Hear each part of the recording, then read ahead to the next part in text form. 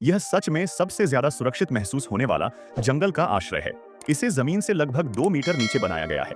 अंदर की जगह न सिर्फ काफी बड़ी है, बल्कि हर जरूरी सुविधा भी मौजूद है। बस एक मोटा लकड़ी का दरवाजा बंद करना होता है और जंगली जानवरों के हमलों से बचाव हो जाता है।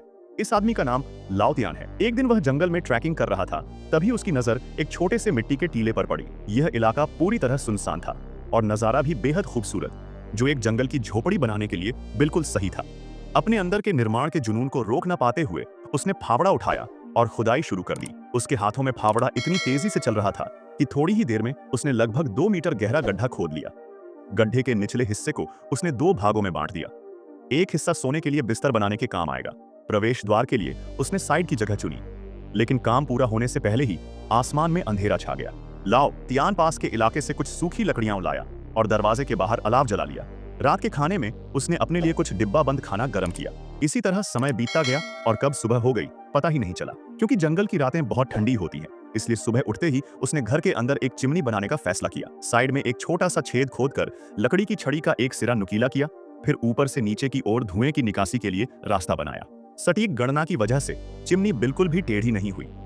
धुएं के रास्ते को मिट्टी से भरने से रोकने के लिए उसने नुकीली लकड़ियों से चारों ओर एक फ्रेम बना दिया। जंगल में अच्छे निर्माण सामग्री तो मिलती नहीं, तो उसने मिट्टी में पानी मिलाकर एक तरह का जंगली कंक्रीट तैयार किया। मजबूती बढ़ाने के लिए उसने सूखी घास भी मिट्टी में मिला दी, जिससे दीवारें सूखने के बाद आसानी से दरार न डालें। हालांकि चिमनी पूरी तरह सूखने से पहले ही उसने अंदर आग जला दी। इससे एक तरफ चिमनी सूख गई और दूसरी तरफ धुएं की जांच भी हो गई। सब ठीक रहने पर वह पास से कुछ पुराने लकड़ी के तख्ते ले आया।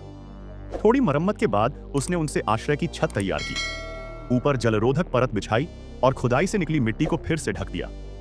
इस तरह पूरा आश्रय अपने शुरुआती रूप में तैयार हो गया। क्योंकि जंगल में अक्सर जंगली जानवर आते रहते हैं, अपनी सुरक्षा के लिए उसने बची हुई लकड़ियों से एक मजबूत लकड़ी का दरवाजा बनाया। किनारों की दरारें उसने घास से भर दी। बाहर का काम पूरा होने के बाद अंदर की सजावट शुरू हुई। पहले से बना बिस्तर ढांचा मौजूद था, बस उस पर लकड़ी के तख्ते बिछाने थे। अब वह आराम से सो सकता था। बचे हुए तख्तों को भी उसने बेकार नहीं जाने दिया। चिमनी के ऊपर दीवार में खांचे बनाकर उन्हें फिट कर दिया और एक छोटी सी मेज बना ली।